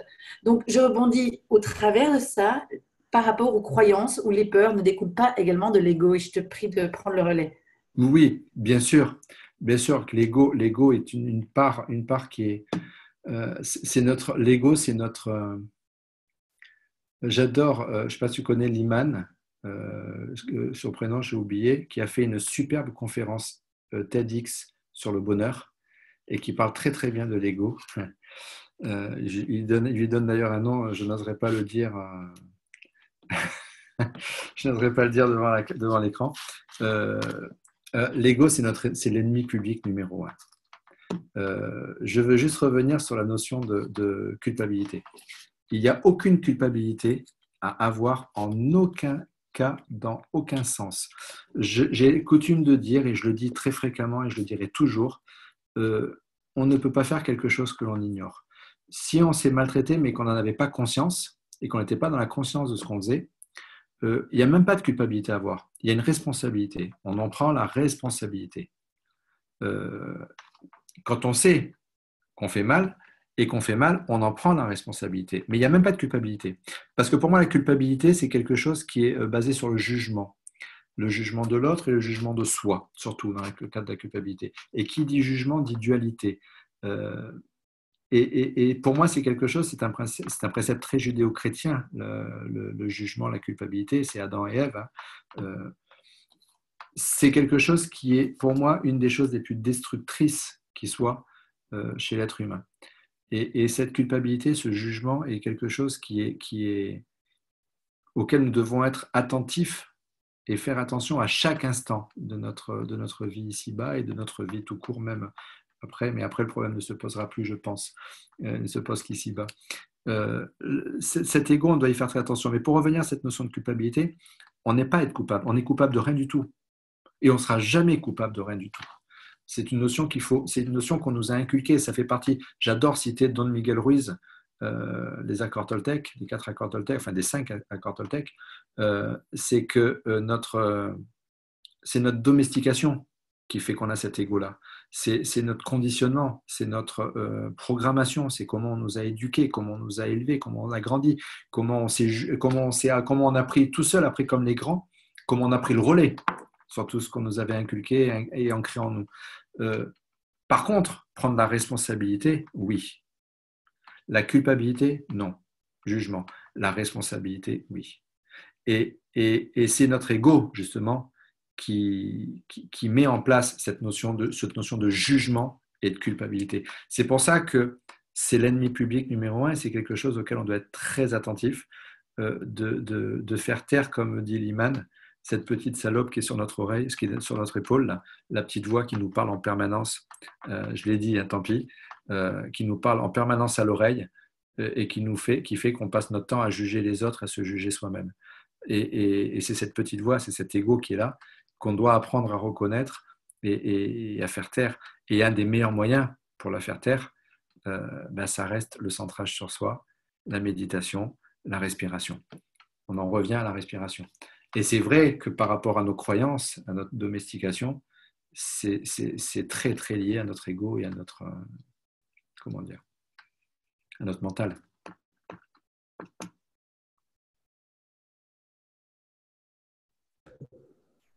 Passionnant.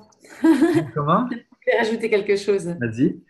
Non, tu voulais rajouter quelque chose? Non. S'il y a des questions, moi, c'est très volontiers. Je ne sais pas s'il y a des questions, si les gens peuvent... Alors, il y a eu pléthore de questions, mais c'est comme si tu as anticipé les questions c'est au fur et à mesure du déroulement. Que ce soit mes questions, les questions de nos auditeurs, tu y as répondu. Tout sont interliés. La reliance, on dirait que tu as prouvé l'aspect quantique de tout ça. Je ne sais pas si Laurence a envie de poser une question, envie d'intervenir sur quelque chose. Alors oui, j'ai posé les questions aussi au fur et à mesure, donc ça a été répondu un petit peu aussi au fur et à mesure du webinaire, qui est d'ailleurs très, très intéressant, hein, qui est passionnant. On a aussi beaucoup de retours de la part des auditeurs sur Facebook qui nous renvoient aussi de la gratitude dans ce sens et puis du côté passionnant des explications que tu nous amènes. Donc merci Silver. Merci à tous de les écouter. Donc c'est vrai que j'ai aussi ramené des questions de Facebook. Donc de mon côté, je crois que c'est vrai qu'on continuerait très volontiers à t'écouter sagement. Mais le temps passe, alors voilà. Inexorablement. Donc, de mon côté, Ah, t'es coupé. pardon, de mon côté, ce sera bon pour l'instant. Voilà, merci. Alors, Silver, peut-être quelques mots sur la notion de formation. Tu vas parler de toute cette posologie, de cette adaptabilité, des neurosciences, de la physiologie, de l'hydratation. Du côté de l'impact de la nourriture, il va y avoir toute une dimension des exercices Des également. exercices, absolument. Beaucoup de mise en situation, beaucoup de prise de conscience, beaucoup de... On va dire, moi j'aime bien utiliser le terme d'audit interne, c'est-à-dire de conscientisation. Je demande aux gens de réfléchir et de poser sur papier. On utilise beaucoup de papier en formation. Les gens écrivent parce qu'il faut écrire. En fait, le cerveau, on le sait, ancre mieux les Voilà. choses quand on écrit. Donc, ça passe beaucoup par l'écriture. Des prises de conscience, d'audit, on va dire, d'audit personnel, d'état des lieux, on va dire, là où on en est, ce qu'on fait au quotidien et de prise de conscience. Après, beaucoup de petits exercices au niveau des valeurs, au niveau des croyances, au niveau des peurs, enfin, ouais, Une grande c'est application en quelque sorte. Hein. On c'est pas que de dépasse la théorie, c'est beaucoup de pratique et beaucoup voilà, d'ancrage, on va dire. voilà, vraiment, on dépasse vraiment cette notion d'écoute active. Et bien qu'on se rend compte avec l'écoute active du webinaire, tu n'es même pas là en live pour te côtoyer. On voit bien ce qui se génère aussi au travers de ta personne quand tu es là. On arrive déjà à retranscrire, à sentir, à percevoir au travers des webinaires déjà toute cette dynamique, cette énergie. Eh bien, et là, on écoute en écoute active ou même on pourrait dire passive, hein, avec un changement de rythme, un mouvement, une implication, une introversion de l'écriture. On peut imaginer l'impact que ça peut avoir avec une structure bien faite comme tu sais le faire. L'impact est énorme. Enfin, vous savez, moi, je passe ma vie en fait à travailler, notamment pour les grands groupes, sur des séminaires, des conférences, mais surtout de séminaires dans les grands groupes, dans lesquels les gens, très souvent, on leur impose la formation. Donc, les gens viennent les quatre fers en avant parce qu'ils n'ont pas envie, parce que ça prend sur leur temps et qu'ils préfèrent faire autre chose, etc., etc. Cette approche, qui est une approche quantique, on va dire, de l'être et vraiment très holistique, hein, très global, parce que c'est très ostéopathique comme approche, voire même au-delà de l'ostéopathie. Moi, j'aime bien comparer ça à un puzzle. Hein, j'ai dit, l'être humain est un magnifique puzzle. Et vous pouvez avoir le puzzle le plus beau du monde, la plus belle pièce, vraiment le plus magnifique puzzle du monde. S'il manque une pièce au milieu, toute l'attention sera focalisée sur la pièce manquante, on ne verra plus du tout la beauté du puzzle. Pour que le puzzle soit parfaitement beau, il faut que toutes les pièces soient là. Et toutes les pièces, c'est toute cette construction qu'on a. Physiologie, alimentation, respiration, émotionnel, croyance, peur, valeur, etc., etc. Et s'il y a une pièce sur laquelle l'être ne travaille pas, s'il manque cette pièce-là, il perd toute la beauté de son être. C'est-à-dire qu'il n'est plus tout à fait lui-même, entièrement lui-même. Pour être entièrement lui-même, il faut qu'il soit dans la conscience de tout. Et parallèlement, déjà travailler sur une ou deux ou trois pièces va déjà faire une différence au niveau de la transformation énorme. qui est énorme.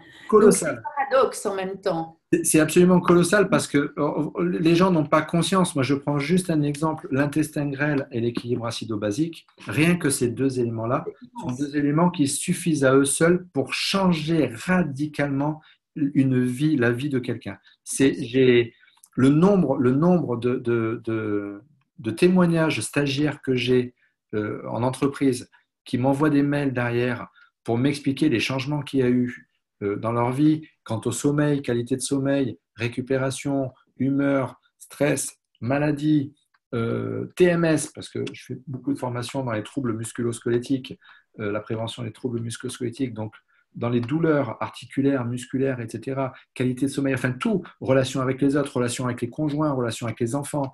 Dès que vous touchez la physiologie, vous impactez tout le spectre de votre vie.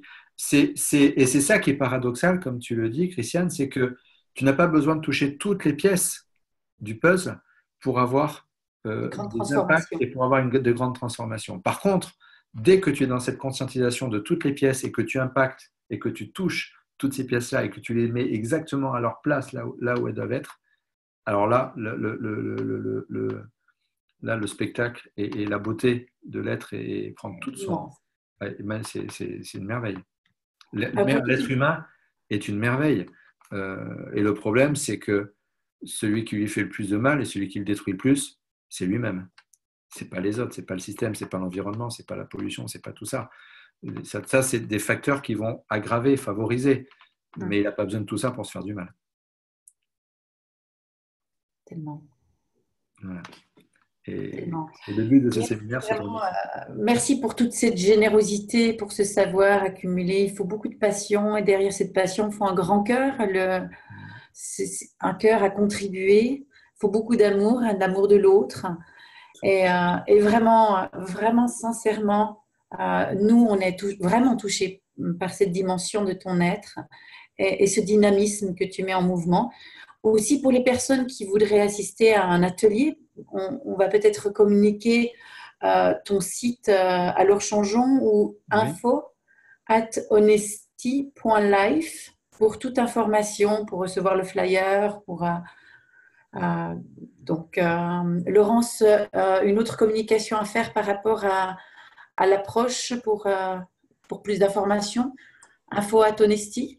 Info@Honesty, c'est vrai que ce sera le canal le plus rapide pour avoir les informations. Bientôt, ça sera mis aussi sur le site Honesty, mais dans l'immédiat, c'est vrai que c'est la boîte info qui sera la plus rapide. D'accord. Laurent, je ne sais pas si tu veux passer à des remerciements pour Silver ou dire au revoir aux auditeurs, mais je pense on arrive gentiment à la fin de notre intervention webinaire. Oui, alors c'est clair, un grand merci avec plein de gratitude pour tout ce que tu nous as expliqué, exposé ce soir. Hein. C'était vraiment magnifique et très, très, très intéressant. Ça s'est vu aussi au travers du web. Hein. On a aussi ce genre de commentaires. On les voit qui arrivent aussi dans la conversation sur Zoom. Donc, merci Sylvain. Et puis merci à vous tous de nous suivre comme d'habitude.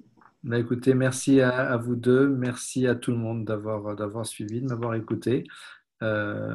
Puis je vous souhaite tout le bonheur du monde à tous et à toutes.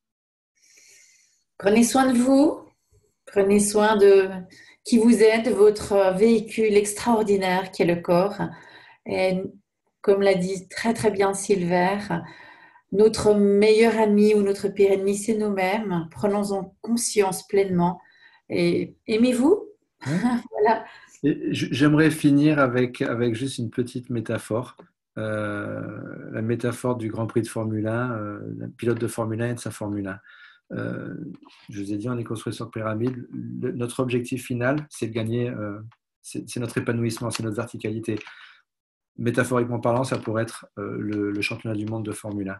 Si vous prenez un championnat du monde de Formule 1, un pilote qui est notre émotionnel et un véhicule, une voiture, une Formule 1 qui est notre physiologie, vous pouvez mettre tous les Schumacher, Senna, tous les meilleurs pilotes du monde dans une voiture qui est de très mauvaise qualité, ils ne gagneront jamais un championnat du monde avec.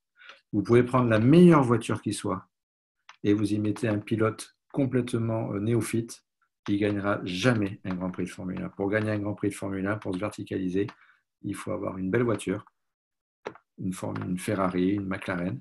Il faut avoir un super pilote.